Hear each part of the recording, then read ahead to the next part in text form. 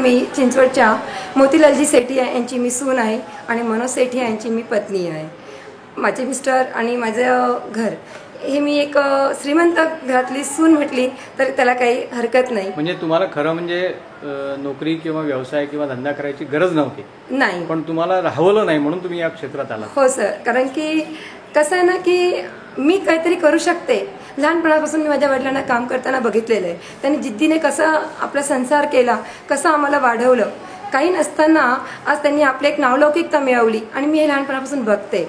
मी काही म्हणजे मोठी काही MBA वगैरे मी काही केलेलं नाहीये, परंतु उद्योग क्षेत्र हे लहानपणापासून बघितलेलं आहे की कसं माझ्या वडिलांनी वाढवलं आणि तो गुण माझ्यात असल्यामुळे एक मला स्वतःलाच वाटायचं की मी पण काहीतरी करू शकते। आणि योगायोगाने इथे पतिराजांनी मला सहकार्य केलं आणि माझ्या दिदी म्हणजे शोभा सेठी ज्या माझ्या ननंद आहेत, ते स्वतः एक उद्योजिका आहेत। त्यांनी स्वतःच्या हिमतीवरती सुशिक्षित बेकारमधून गॅस एजन्सी मिळवली।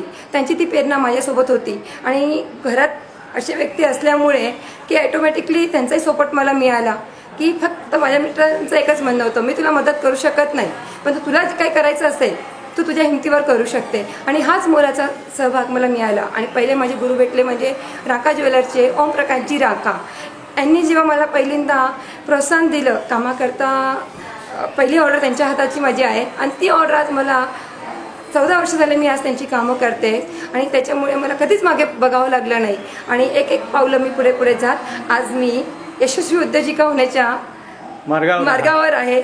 आणि आज आपण सगळं बघताच आहात की माझा व्यवसाय हा मोठ्या प्रमाणात मी वाढविलेला आहे आणि आज सगळ्यांचं सहकार्य आहे, माझ्या कुटुंबांचं सहकार्य आहे। माझे सासरे जे आता हयात नाही आहेत, परंतु त्यांनी मला कधीच नकार दिला नाही। जसं जमेल त्यांनी मला ॲडजस्ट करून घेतलं। समाजाने सुरुवातीला त्रास दिला कारण की मी एक जैन समाजातली सून, आज नाही म्हटलं तर जैन समाजात सून आज बऱ्याच बाहेर पडलेल्या आहेत, परंतु माझा जो काळ होता त्यावेळेस मला नाव ठेवणारी भरपूर लोक होती, पण आज तीच लोक आज माझी वाहवा करतात। हा जो फरक समाजातला दिसतो तो नसावा अशी माझी मनापासून इच्छा आहे की कोणतीही स्त्री चुकीचं करणार नाही, हे नक्कीच आहे, करेल ते चांगलंच करेल आणि तिला तुम्ही प्रोत्साहन द्या। समाजाने प्रोत्साहन दिलं तर निश्चितच प्रत्येक स्त्री ही एक उद्योजिका होऊ शकते।